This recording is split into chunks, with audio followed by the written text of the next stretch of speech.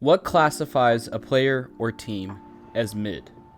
Be a top seed but lose in the playoffs, a mix of win streaks and losing streaks, or maybe, if you're like me instead, and if you're on this channel, chances are you might be, perhaps the term takes a more practical and literal meaning middle or average. Either way, how long does a team have to do it to be deemed a historically mid team?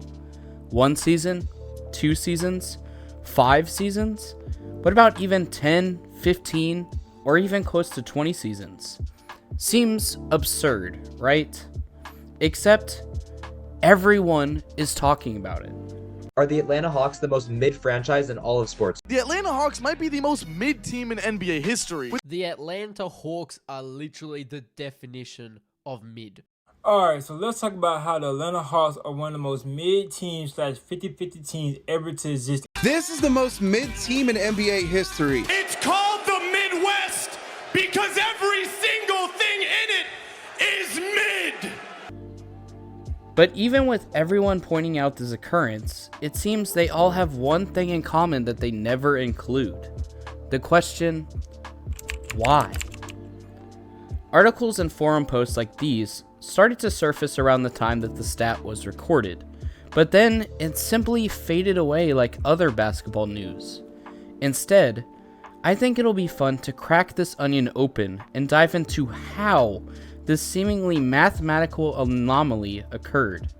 Because this hasn't happened for just the last 1,500 games. It's happened for nearly the Hawks' entire history. Is it pure coincidence? Or a combination of good and bad moves brewed together into something Thanos would be proud of? Quinn Snyder himself has even commented on it, stating that his goal is to get the team out of mediocrity. Quote, over the course of the 2022-23 season, there have been flashes of intrigue, headlined by a 5-game January winning streak that signaled the Hawks may be turning the corner. Since then, however, the Hawks have been the picture of an average basketball team, to the point where head coach Quinn Snyder, who took over in February, recently referred to the performance of his squad as an interesting statistical anomaly. With a hat tip to John Schumann of NBA.com, the Hawks have the longest streak in NBA history of consecutive games within just one game of the 500 mark. To understand the current state of the Atlanta Hawks, we must first dive into their rich history. This historical context provides a foundation for analyzing their consistent 500 win-loss. While this channel has sort of gotten its growth and become synonymous with team timelines, I won't do a full Hawks timeline here. But to explore something of this magnitude, it's imperative to follow the breadcrumbs back to see where the dominoes start. To begin, the Hawks are one of the oldest teams in the league, meaning they've gone through several rule changes and relocations. The Hawks originally started out in the epicenter of 3 separate municipalities, therefore making them named as the Tri-City Blackhawks, then relocating in St. Louis and then Atlanta.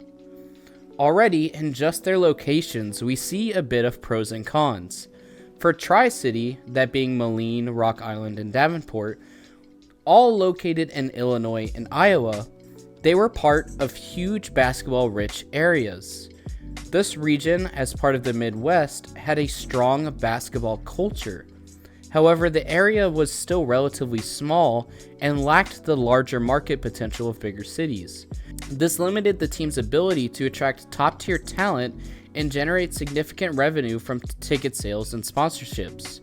When the team located to St. Louis, it entered a much larger market with a rich sports history.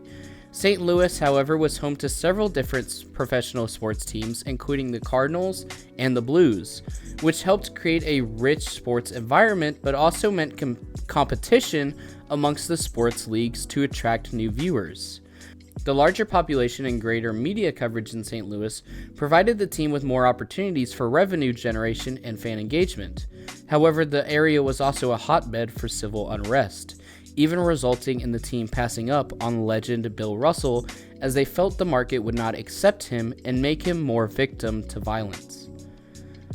The move to Atlanta in 1968 brought the team to a growing city with a diverse population and a strong appetite for professional sports. Atlanta's larger market and media presence helped the Hawks gain more visibility and attract better players. However, the team has faced challenges in maintaining consistent success, partly due to the competitive nature of the NBA and again the presence of other successful franchises in the city, such as the Braves and the Falcons. Prior to being in St. Louis, the Hawks also relocated to Milwaukee before the 1951 and 1952 season, and they shortened their nickname to just the Hawks. During their time in Milwaukee, the team experienced middling success, which set the stage for the crucial turning point. The drafting of future Hall of Famer Bob Pettit with the second overall pick of 1954 in the NBA draft marked the beginning of a significant upturn. However, this was just one of the many balancing acts in the team's history. In 1955, the Hawks moved to St. Louis, as we mentioned. The team's journey was marked by a series of equilibrium shifts, such as advancing to the NBA Finals after the 1956-57 season, only to be narrowly defeated by the Boston Celtics in a 7-game series. The loss was a crucial part of their balancing act, demonstrating the fine line between victory and defeat. The 7-game series was constantly flip-floppy, with the Hawks winning and then the Celtics. Had the series been an even number of games, they probably would have tied. Once again, illustrating this paradox. Interestingly, the dynamics of fan support also played a role in this balance. When the Milwaukee Bucks were founded in 1968, it likely diverted some of the fan base that had previously remained loyal to the Hawks even after their relocation. In the very next season, the Hawks found their balance again by defeating the Celtics in the NBA Finals, earning their first title in franchise history. The victories highlighted the Hawks' consistent ability to navigate the delicate equilibrium between the triumph and setback. Rather than being a tale of overcoming the odds, their history illustrates a nuanced balance of both misfortune and success. The Hawks' journey through various cities, markets, and challenges serves as a prime example of maintaining an almost perfect balance between the highs and the lows. Their fortunes have been shaped by a series of interconnected events and decisions that have consistently kept them in a state of balance. Even Britannica themselves, a global source, states that the Hawks often seem to be a, quote, one-season turnaround team. Simple things like relocations such as this show how the Hawks have been on both sides of the pendulum. Trends like this would continue for the team, both on the court and off of it, showcasing how simply moving the team leads to many ripples until the team becomes stagnant. Continuing where we left off, let's dive into how the Hawks' facilities have influenced their performance over the years. As the team relocated from one city to another, the quality and location of their facilities played a significant role in shaping their success. In Tri-City, the smaller market size and less developed facilities might have limited their performance and ability to attract top-tier talent. The move to St. Louis provided the Hawks with better facilities and a larger market, which helped them gain more visibility and attract better players. However, the competition for sports viewership and engagement in St. Louis also meant the Hawks had to compete with other successful franchises in the city. The most significant transformation occurred when the Hawks moved to Atlanta. The city offered a growing market with a diverse population and a strong appetite for professional sports. However, the team's performance was also influenced by the quality of their home arena and training facilities. State Farm Arena, which has undergone significant renovations, is now one of the most advanced and sustainable sports facilities in the nation. These upgrades have undoubtedly improved the fan experience and the team's training environment. Nevertheless, though, such investments in infrastructure and facilities required substantial financial resources, which might have impacted the team's ability to invest in more player contracts in other areas where money is involved. A man by the name of Chef J.J. Johnson has an amazing article diving even further into this. In it, he states, "This spread of talent has led to a more competitive league overall, which has been great to watch. Teams from smaller markets are no longer the underdogs but legitimate contenders. The success of franchises like the Milwaukee Bucks, who won the championship in 2021, and the sustained competitiveness of the Denver Nuggets exemplifies this small market trend. Such achievements inspire confidence and investment in these markets, benefiting the local hospitality industry by attracting more visitors and boosting economic activity. Throughout the years, their performance has been very evenly balanced. In the 76 years of their franchise, the Hawks have only missed the playoffs 26 times, 5 of those being in the 50s, out the first round 16 times, out the second round 19 times, lost the conference finals 10 times, lost the finals 3 times, and won 1 championship. If we assign each of those a point value, for the Hawks, it equals a perfect 0. Now, of course, this point system may seem arbitrary, but we can apply the same point system to all the other teams in the league. I created a program that will run these calculations for all teams, and this was the result. As you can see, no other team is 0. The closest are Indiana, Chicago, and Philly. But Chicago and Indiana were formed nearly 2 decades later, and I've already done a video explaining a bit about Philly. To make the math anecdotal, an article says, quote, "Yes, we're still waiting on an NBA championship, but the franchise record over that half century is nothing to scoff at. 33 playoff seasons, 4 NBA Coaches of the Year, a 60-win season, an Eastern Conference Finals appearance in 2015, and a cadre of Hall of Fame legends, from Pistol Pete Maravich and Lenny Wilkens to Maurice Cheeks and Tracy McGrady, and of course, Dominique Wilkins." The roller coaster of rule changes in the NBA have also mirrored the Hawks' journey, pairing each beneficial change with a challenging one, helping to maintain their consistent middle-of-the-pack status. In 1951, the expansion of the lane from 6 to 12 feet aimed to curb the dominance of big men like George Mikan. The rule theoretically benefited the Hawks, who were more guard and wing oriented at the time. Yet, just as this adjustment seemed to favor them, the introduction of the 24-second shot clock in 1964 posed a challenge. With players like Bob Pettit and Cliff Hagan, the Hawks struggled to adapt quickly due to their slower pace of play, which was near the bottom of the league. The adoption of the three-point line in 1979 was another double-edged sword. The rule rewarded long-range shooters, prompting the Hawks to adjust their game.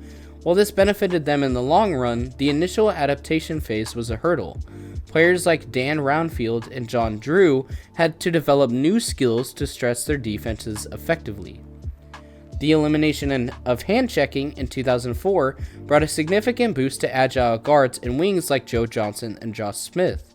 This rule allowed them greater freedom of movement, enhancing their offensive capabilities.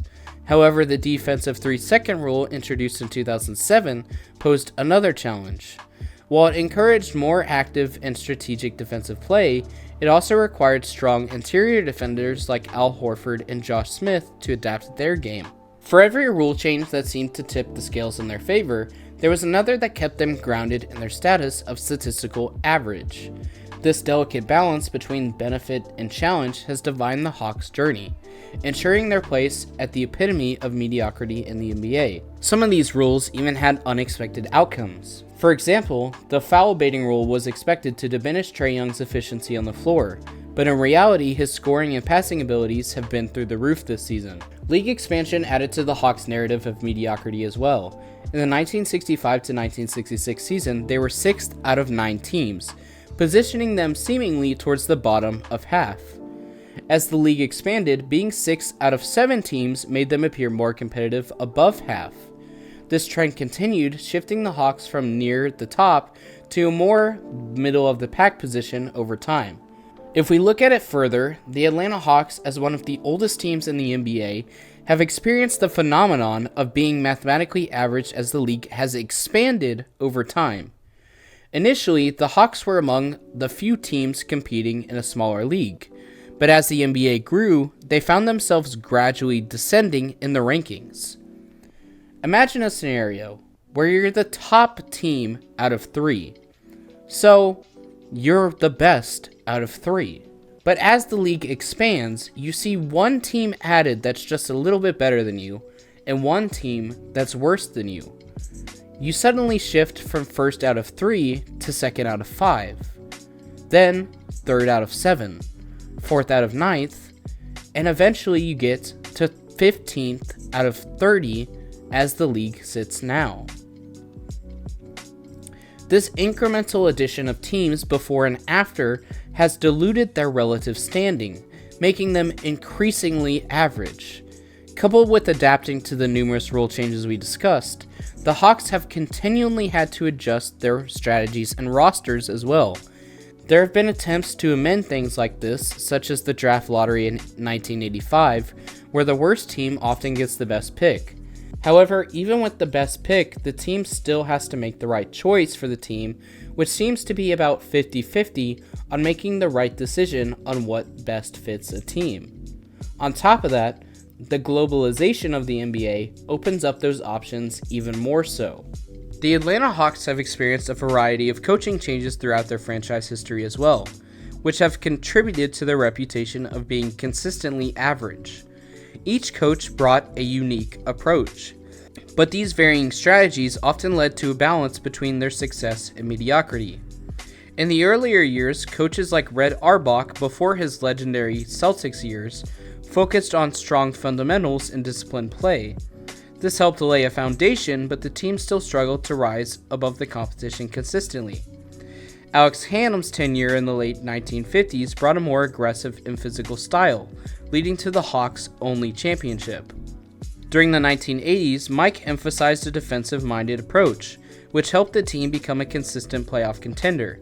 Despite regular season success, the Hawks often fell short in the playoffs, never making it past the second round. His focus on defense clashed with the evolving, more offensive-oriented league, keeping the team stuck in the middle of the pack. In the late 1990s and early 2000s, Lenny Wilkens, known for his player development skills, guided the Hawks. His emphasis on a balanced attack and team cohesion helped maintain the team's competitive edge, but did not push them to the top. The Hawks frequently hovered around a 500 win-loss record, reflecting their ongoing struggle to break through the league's upper echelon. In the 2010s, the Hawks saw Mike Budenholzer bringing modern offensive systems to the team, emphasizing ball movement and three-point shooting. Under his guidance, the Hawks reached the Eastern Conference Finals in 2015. However, inconsistent playoff performances and clashes with player dynamics led to a return to the mediocrity and 500 record. Most recently, Quinn Snyder's tenure starting in 2023 has brought a fresh approach to the team's strategy. While Snyder's system has potential, the Hawks continue to balance themselves between promises and average results. His focus on modern basketball strategy highlights the ongoing evolution of the team, but also underscores the perpetual struggle to rise above their historical mediocrity. These coaching changes with their diverse philosophies and strategies have often clashed, creating a balance that encompasses the Hawks' journey through minor success and failures. Each coach has brought their strengths that propelled the team forward, but also faced challenges that kept them from achieving sustained success, ensuring their place as a perpetual average team in the NBA. Sometimes the simple solution is the answer, the old Occam's razor. With all the coaching changes described before, the Hawks' strategy has swayed drastically in different directions. Either they were a purely offensive team, a purely defensive team, or balanced on both ends. When the Hawks are in the top of defense, they rank near last in offense, and vice versa, resulting in them being near a pure even net rating at almost a perfect 0 every year, resulting in their stagnant record. On top of that, the NBA themselves doesn't seem to help the issue, as the Hawks always seem to have an even strength of schedule, making them already predicted to be a 50-win loss before any NBA season even begins. Every time they had a good season, they follow it up with a bad one. Quote, "Three-point shooting was a strength of the Hawks last season, but this year it has been a point of weakness. In the 2021 to 2022 season, the Hawks finished second in the league with a 37.4 three-point percentage, but they are currently ranked 22nd, shooting 34%. While we can most definitely attribute this to the losses of forwards Danilo Gallinari and the shooting guard Kevin Huerter via a trade, those remaining on the team are also responsible. The Atlanta curse is a tongue-in-cheek explanation for the city's varied sports fortunes. The Braves, with a robust fan base of approximately 3 million and an impressive social media following, experienced a significant triumph with their 2021 World Series win. Their home, Truist Park, seats 41,000 and had an average attendance of 2.3 million in 2021. Their success and their substantial revenue streams, including 50 million in annual merchandise sales and high-profile sponsorships, highlight the strong marketing of the Braves. In contrast, the Falcons, despite a large fan base, often face heartbreak in the NFL with 398 wins to 512 losses. They play at Mercedes-Benz Stadium with a seating capacity of 71,000 and opened in 2017 as a state-of-the-art facility. Meanwhile, the Hawks maintain a reputation for mediocrity in the NBA with an all-time record of nearly 3,000 wins and 3,000 losses, even as they benefit from Atlanta's diverse population and State Farm's Arena's cutting-edge facilities with a seating capacity of 1,800. Despite this, the Hawks struggle to attract a large following and often rank near the bottom in terms of NBA attendance percentages. This disparity in fan base sizes and stadium capacities shows the broad spectrum of support and success for Atlanta's teams.